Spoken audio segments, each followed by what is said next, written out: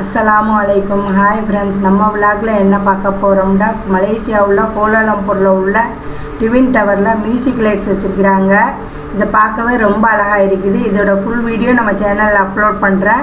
இந்த வீடியோ பிடிச்சிருந்தால் லைக் பண்ணுங்கள், கமெண்ட்ஸ் பண்ணுங்கள், ஷேர் பண்ணுங்கள். மறக்காமல் ஜஸ்ரா டைம்ஸை சப்ஸ்கிரைப் பண்ணுங்கள். தேங்க்யூ ஃபார் வாட்சிங்.